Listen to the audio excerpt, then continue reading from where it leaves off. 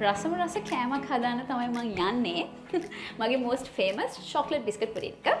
ඉතින් special day එකක් ළඟ එනවා. ස්පෙෂල් කෙනෙක්ට තමයි මම මේ කෑම එක හදන්නේ. මේක හදන ගමන් මට හිතුණා ඔයගලන්ට පුංචි කතාවකුත් කියන්න. ඕගලන්ටත් මෙහෙම වෙලා තියෙනවද කියලා පොඩ්ඩක් හිතලා බලන්න. සමහරක් දේවල් දැක්කහම එකපාරටම නිකන් ඒ කාලේ මෙහෙම වුණා, ඉස්සර මෙහෙම වුණා. එහෙම පොඩි පොඩි දේවල් මතක් වෙනවද? මට ඇත්තටම එහෙම වුණා. මම දැන් මේ බිස්කට් පුඩින් එක හදන්න මේ ටිකිරි මාරි ගත්තා. දැන් මේ ටිකිරි මාරි දැක්කහම මට ඇත්තටම මගේ පුංචි කාලේ මතක් වුණා. sorry guys මම ඔයගලන්ට කියන්නම් දැන් මේ මම හදන්න යන බිස්කට් පුඩින් එකට මොනවද ඕනේ කියලා. මම අරගෙන තියෙන බෝල් එක chocolate icing. එතකොට මෙතන තියෙන fresh milk. ඒත් එක්කම chocolate ganache එකක් හදාගෙන තියෙනවා. ඒ වගේම කජු, ඒත් එක්කම chocolate chips. මේ ටික තමයි අරගෙන තියෙන්නේ මේ බිස්කට් පුඩින් එක ලස්සන කරන්න. okay then let's get started. ඒ අතරෙම මගේ මේ පුංචි කතාවත් ඔයගලන්ට කියන්නම්. මගේ ඒ කාලේ මගේ මතකයන්. ටිකිරි මාරි දැක්කම ඇත්තටම මං යන්නේ මගේ පුංචි කාලෙට. ඒ කාලේ ඉතින් ජීවිතේ බරක් පතලක් නැහැ.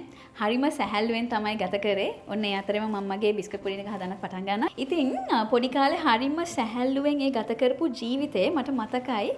අපි හවසට ටීවී එක බලන්න වාඩි වෙනවානේ කාටුන් බලන්න. එතකොට අපේ අම්මා රසම රස ප්ලේන් ටී එකක් හදාගෙන ගෙනල්ලා දෙනවා. බිස්කට් දෙක තුනක් එක්ක. ගොඩක් වෙලාවට ගෙනල්ලා දෙන ටිකිටි මාරි. ඉතින් මම කරන්නේ කකුල් දෙකත් හොඳට උඩ දාගෙන අර බිස්කට් එක මෙන්න මේ විදිහට අරගෙන ප්ලේන් ටී එකේ තමයි පොඟවලා කෑවේ. දැන් නම් මම පොඟවන්නේ ෆ්‍රෙෂ් මිල්ක් වල. මොකද මගේ බිස්කට් පුඩින් එක හදන්න ඕන නිසා. ඉතින් ඒ කාලේ බිස්කට් එක ප්ලේන් ටී එකේ පොඟවලා තමයි අපි කෑවේ.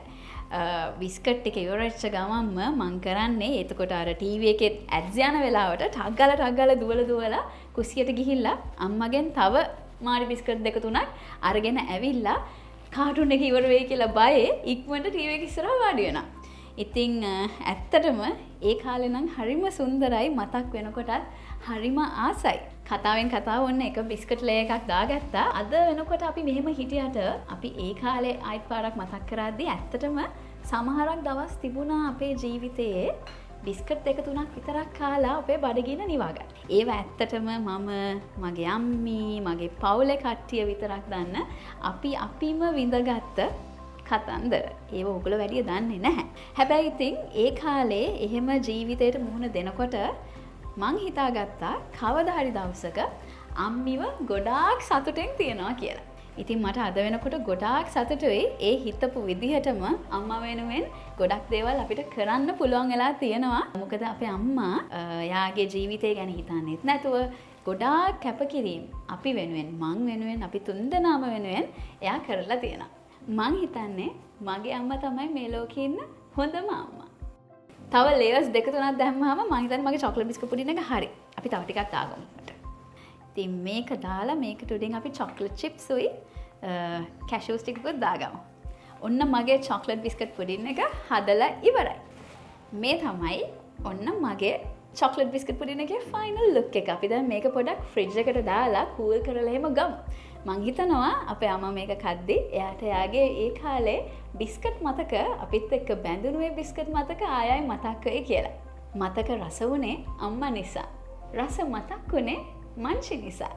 ඉතින් මේ වෙලාවේ මම කැමති බලාගෙන ඉන්න ඕගලන්ටත් අම්මලත් එක්ක බැඳුණු රස මතකයන් අපිත් එක්ක ෂෙයා කරගන්න කියන්න. ඉතින් ඕගලන්ට පුළුවන් අම්මත් එක්ක ඒ තියෙන ලස්සන කතාවක් ලස්සන වීඩියෝ එකකින් අපිට කියන්න. මංචි පේජ් එක ටැග් කරන්නත් අමතක කරන්න එපා. ඒ වගේමයි ඔයගේ හොඳම යාළුවෙක්ව නොමිනේට් කරන්නත් අමතක කරන්න එපා මේ චැලෙන්ජ් එක කරන්න. එතකොට අම්මලා ගොඩකගේ රස මතකයන් ගොඩක් අපිට අහන්න ලැබේ. මේ වෙලාවේ මං කැමති මගේ හොඳම යාළුවෙක්වත් මේ චැලෙන්ජ් එකට නොමිනේට් කරන්න. එයා දැන් මේ වෙලාවේ ඉන්නේ ටිකක් විතර දුර. අම්මා ඉන්නේ මෙහෙ. ඒ හින්දා මං හිතන යාට අම්මව ගොඩාක් මිස් වෙනවා ඇති කියලා. ඒ කවුද දන්නවද? සචිනි. හයි සචිනි. මේ සචිනි නිපුන්සලා. සචිනි මං කැමති ඔයා මේ චැලෙන්ජ් එක ගන්නවා නම් මං දන්නවා අම්මට ගොඩක් ආදරේ කියලා. අම්මගෙන බැඳුණු රස මතකයක් අපිත් එක්ක මේ වෙලාවේ ෂෙයා කරගන්න. I hope you will accept my challenge. මතක රස වුණේ අම්මා නිසා. රස මතක් වුණේ මංචි නිසා.